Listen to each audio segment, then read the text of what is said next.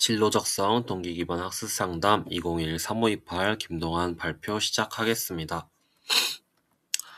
먼저 상담 과정에 대해 이야기하기 전에 간략하게 상담 대상과 주요 문제, 목표에 대해 짚고 넘어가겠습니다.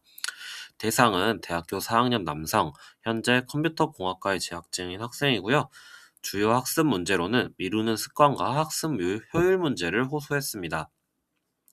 이번 상담에서 장기적인 목표로 자기 주도적인 학습 습관을 형성하고 효율적인 본인만의 학습법을 체득하고, 단기적인 목표로는 하루 단위로 계획된 학습량을 미루지 않고 성취도를 충족하고자 하였습니다. 대상은 특히 상담자와 친한 관계이다 보니 상담에 대해 진지한 태도로 임하지 않고 낮은 의지를 보였기에 그 변화 과정을 같이 주목해 주시면 되겠습니다. 먼저 1주차입니다. 1주차는 앞서 말씀드렸다시피 내담자의 태도가 불량했기에 상담 분위기를 형성하는 데 시간을 정말 많이 소요했습니다. 그렇기에 1주차 상담의 핵심 과제는 상담 분위기를 형성하는 것이었고, 나아가서 내담자 파악까지 수행하고자 하였습니다. 전체적인 상담의 흐름은 내담자가 어떤 사람인가, 상담자가 모르는 학습과 관련한 내담자는 어떤 태도를 가지고 있는가에 대해 파악하기 위해서 상담 계약서 작성, 사전활동 점검, 그리고 특히 대화와 문답을 중심으로 활동을 진행하였습니다. 활동으로는 상담 계약서 말고도 사전 질문지와 학습 유형 검사를 진행하였고요. 앞서 말씀드렸다시피 상담에 대해 억지로 하고 있다며 직접적으로 언급할 정도로 의지가 낮았기에 이에 대해서는 명확하게 인지를 하고 있었습니다. 본론으로 돌아와서 활동을 진행하며 변화하고 싶은 점에 대해 일관된 진술, 본인의 미루는 습관을 해결하고, 어, 같은 공부를 하더라도 낮은 성적이 나온다는 이러한 문제를 해결하고 싶다는 일관된 진술을 보였고, 취업과 안정적인 삶이라는 확실한 목표의식에 대한 어, 구체적인 강한 의지를 보였으며, 본인의 학습 문제에 대해 인식하고 있는 모습을 통해 그래도 우수한 학습 태도를 가지고 있음을 알 수 있었습니다. 하지만 호소 문제처럼 낮은 성취도를 보이고 있기에 차주 상담에서는 관계적 지원과 학습적 지원을 적절하게 섞을 필요가 있음을 알게 되었습니다. 상담 2주차는 신뢰관계 형성과 구체적인 목표를 파악하는 것을 중점 과제로 삼았습니다. 내담자가 목표의식이 존재하기는 하지만 미루는 습관과 같은 문제는 동기의 부족에서 나온다고 생각을 하고 있었고, 상담자의 어떤 상담 관점이 그렇기 때문에 이러한 활동, 목표의식 활동지와 시간관리 활동지를 진행하였습니다.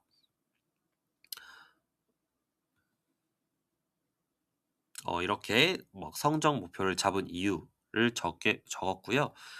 이처럼 학점은 혹시 모르니까 하는 거지 라는 표현이나 왜 IT 계열에 취업하고 싶은 건데 라는 상담자의 질문에 컴공은 보통 그쪽으로 취업해 라는 대답 등 목표의식은 존재하나 구체적인 직업 목표가 부재하다는 점을 알 수 있었습니다. 하지만 IT 계열의 진로에 관한 이야기를 할 때 상담자가 모르는 내용에 대해 적극적으로 설명하고, 직접 찾아보는 등 미래에 고민하는 것에 대해 흥미를 가지고 있음을 알게 되었습니다. 이것 말고도 본인의 목표의식이 분명하고 본인이 평소에 무엇을 준비해야 되는지 알고 있는 모습을 보이기도 했고요. 이처럼 미래를 고민하는 것, 자신의 미래에 대해 어떠한 준비를 하는 것에 대해서는 흥미를 보였기 때문에 상담에서는 앞으로의 상담에서 본인이 즐거움을 느낄 수 있는 직업 목표, 구체적인 직업 목표를 찾도록 탐색해서 이 목표의식, 내담자가 가지고 있는 이러한 목표의식이 내적 동기로까지 이어져 미루는 습관이 해결될 수 있도록 하는 것이 차주 상담의 목표였습니다. 그러한 목표를 위해 어떤 직업이 내 취미와 밀접한지, 내 흥미와 밀접한지를 찾아오는 과제를 부여하였습니다. 앞서 말씀드렸던 것처럼 내담자가 자신의 목표에 대한 고민을 하는 것이나 탐색을 하는 것에 흥미가 있었기 때문에 상담 의지가 낮았더라도 이러한 과제를 부여할 수 있었습니다. 3주차 때는 이렇게 과제를 통해 찾아온 직업에 대해 이야기 나누어 보는 것을 중점적으로 진행하였습니다.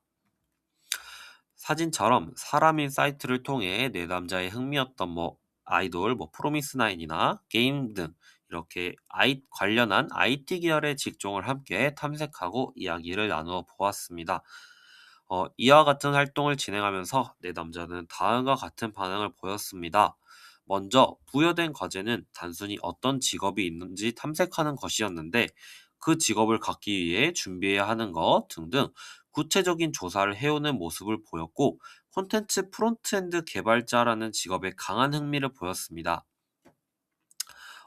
이 과정에서 그냥 그만하고 콘텐츠 프론트엔드 개발자 이야기를 하자라는 말을 하였는데 이 과정에서 상담자는 어, 단순히 하나의 직업 목표에만 몰두할 게 아니라 다양한 시선에서 보면서 본인의 흥미와 맞는 것을 찾아야 너의 앞으로의 학습 동기에 도움이 될 것이라며 다학적인 시선의 중요성을 언급하였습니다.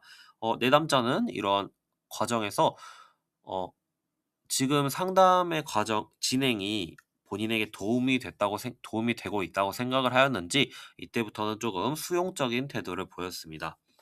이처럼 구체적인 직업 목표를 찾고 본인의 흥미와 연결되자 동기가 강하게 형성되는 모습을 보였고 상담자는 이에 플래너에 대한 이야기를 꺼내며 자기주도적인 학습에 첫 발을 밟고자 하였습니다. 이렇게 직업 탐구를 통해 학습 동기를 형성하면서 자기주도적인 학습의 기틀을 마련할 수 있었습니다. 4주차에는 그렇게 플래너를 짜보는 활동을 진행하였습니다. 플래너를 짜기 전에 주간 시간 활용 분석과 우선순위 활동들을 작성하면서 내담자를 파악하고자 하였습니다. 이렇게 체크리스트와 하고 싶은 일, 해야 하는 일을 진행을 하였고요. 내담자의 주간 시간 계획표까지 짜보도록 하였습니다. 앞서 본 사진처럼 내담자는 동아리와 수업 등 공부를 할 수 있는 시간이 금토일밖에 없었음을 알 수 있었고 어, 해야 하는 보다 하고 싶은 일에 대한 더 많은 시간을 쓰는 것처럼 여가 시간의 보장을 상당히 강조하는 모습을 보이면서 부족한 공부 시간을 비효율적으로 활용하는 모습을 보이기도 하였습니다.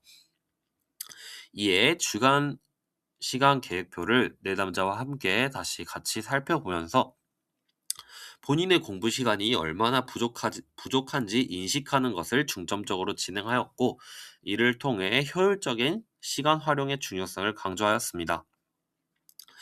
동기가 현재 강하게 형성되어 있는 내담자는 이에 대해서도 계속해서 수용적인 태도를 보이고 있었습니다. 앞서 플래너를 작성해보는 시간까지 이후에 가지면서 자기주도적인 학습을 위해 노력을 시작하는 등 미루는 습관에 대한 문제를 해결하기 위한 과정은 진행이 되고 있었습니다. 하지만 본인만의 그런 효율적인 학습법을 찾는 것에 대한 그런 활동은 이루어지지 않고 있었기 때문에 이렇게 동기가 형성된 상태에서 5주차의 상담에서는 내담자의 학습 전략을 살펴보고자 하였습니다. 이렇게 플래너를 확인하고 학습법을 탐구하고 정립하면서 학습 문제를 해결해보고자 하였고요. 이 사진은 공부의 신 사이트에 있는 학습 스타일 파악 조사입니다. 이를 활용해서 내담자의 학습 스타일과 전략을 파악하고자 하였습니다. 이렇게 보시다시피 암기법에 대한 이런 공부 전략이 부족한 점이 있고 복습 습관이 형성되어 있지 않은 것을 알 수 있었습니다.